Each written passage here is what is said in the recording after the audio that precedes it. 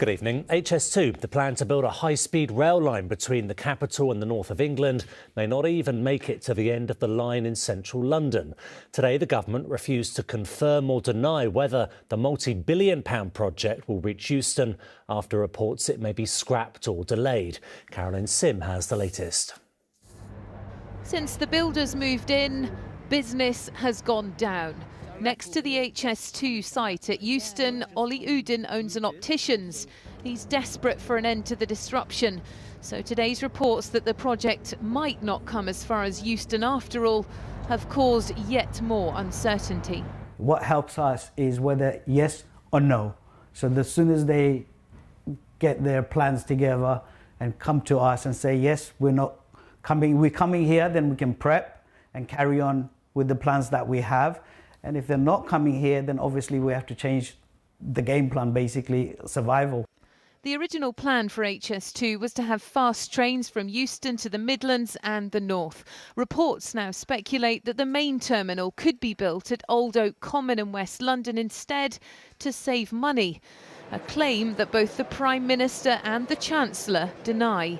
The government is committed to delivering all the plans that it's announced with rail. Yes, we are, and I don't see any conceivable circumstance in which that would not end up at Euston. But Robert Latham, who lives in Camden, told me delays wouldn't surprise him at all. From the balcony of flats nearby, he showed me how close his property is to the proposed new line. The cost of HS2 has already doubled in price. Inflation could drive it up even more.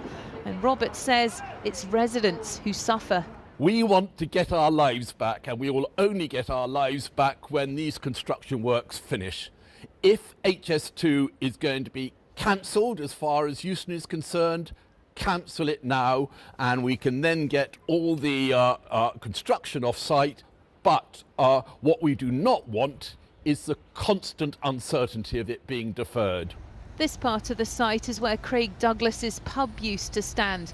I spoke to him from his new home in Dorset. He said he had to move out of London after the pub was demolished because he couldn't afford to live here.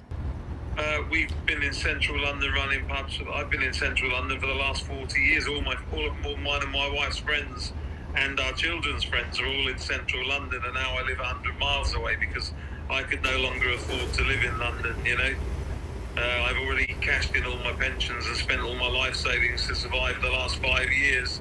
We're told the project will be completed in 2033, but many living and working nearby think even that timescale is unbearable.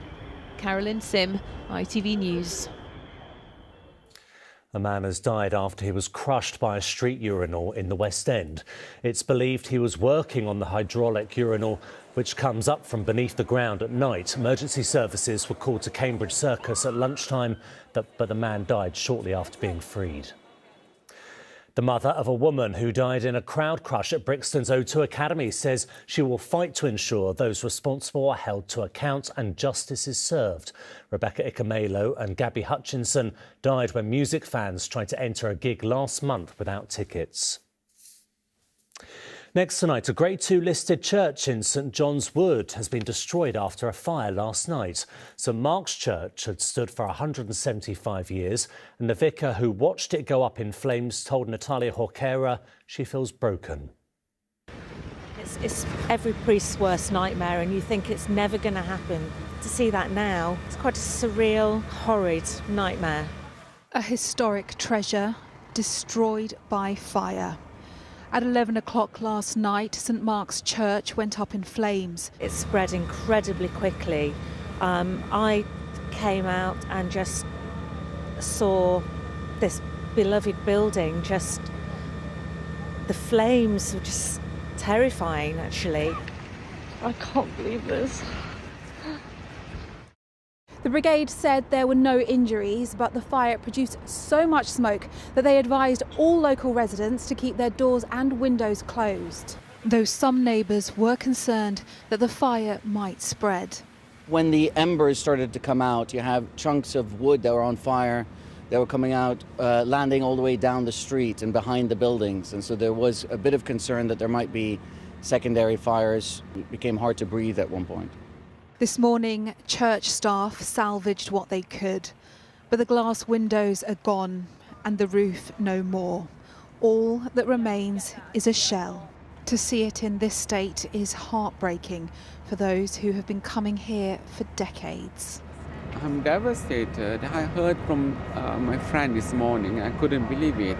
And I rushed down straight, and I can't contemplate, because I grew in this church and the church has done a lot for me. St Mark's wasn't just a place of worship, it was also a community hub where comedy nights, concerts and well-being events were held. Authorities are currently investigating the cause of the fire. But although this is all that is left of St Mark's, the community here say it's only the building that is destroyed, not the church. Natalia Jorquera, ITV News. And finally tonight, as communities mark Holocaust Memorial Day, we wanted to highlight Ziggy Schipper, the Auschwitz survivor who settled in Radlett, died last week, aged 93.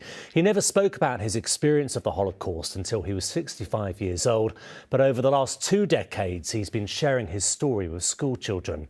Anila Dami sat down with Ziggy's daughters to talk about the legacy he leaves behind. Don't hate. That was Ziggy Schipper's message after he survived the Holocaust, spreading the message of love until his last day.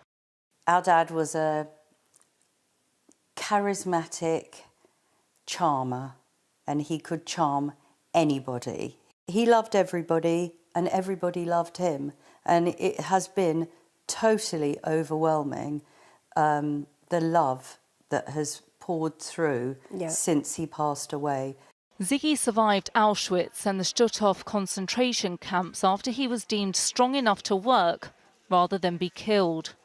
Aged 15, he was liberated and came to England in 1947, where he was reunited with his mother, who he thought he'd never see again. The worst thing for me personally was the beginning, when I saw little children holding hands with each other and with their mothers, some of them, being taken away, and then finding out that within the hour of arrival, they were dead. He'd been sharing his story for more than 2 decades to ensure it's never forgotten, along with the 6 million lives lost in the Holocaust. I mean, he spent the last third of his life trying to educate young people on the horrors of the Holocaust and what hatred and racism can do. Ziggy's story has reached many, and when he died on January the 18th, tributes flooded in, including from the Prince and Princess of Wales, who visited the Stutthof camp with Ziggy. Parliament also paid tribute. In thanking Ziggy for his life, for his message, which is very vitally important as we sit here today, do not hate. If I would see Hitler now, I would show him my family and tell him, you see, you killed 6 million Jewish people, but you didn't succeed. We're still here, and we'll always be here. Ziggy has 2 daughters, 6 grandchildren and 6 great-grandchildren. Michelle and Lou recall the first time they visited Auschwitz with their father. He hugged us both, and those were the words he said. Hitler didn't win. I'm here with my family. You are the living proof. How do you plan on continuing Ziggy's legacy? We're going to continue to give our presentations in schools and colleges and institutions. We want to continue his legacy, and we know that our children will as well. And do not hate. My dad would want that to be his lasting legacy. A message that will live on through his family. Anila Dami, ITV News. On to the weather now. Here's Chris Page.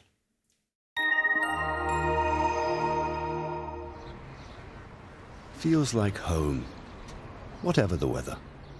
Valent Boilers and Heat Pumps sponsors ITV London Weekend Weather. Hello there. Very good evening to you. Yes, across the capital today there has been some sunny spells, and well, for the weekend most of us look to stay largely dry actually. There'll be some patchy amounts of cloud around, particularly as we go through Sunday, where that cloud will gradually thicken up, but where we do have the clearer skies it will turn quite chilly. High pressure is the name of the game at the moment. That keeps us fairly quiet and settled, but we have a weakening frontal system just introducing more cloud through Sunday, and also some light outbreaks of rain as the breeze starts to strengthen through Sunday afternoon. Until we get there, though, we've got a fairly quiet night ahead. There'll be some clear skies here and there, and of course, where we've got the clearing skies, our temperatures will fall away, and we'll see some pockets of some quite dense freezing fog patches by dawn tomorrow morning.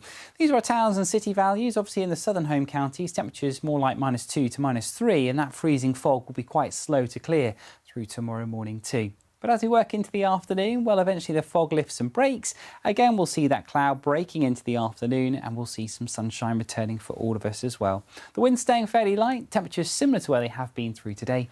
Just a touch more cloud for Sunday. Good night. Valent sponsors ITV London Weekend Weather. And that's how London's looking. Have a lovely weekend. Good night.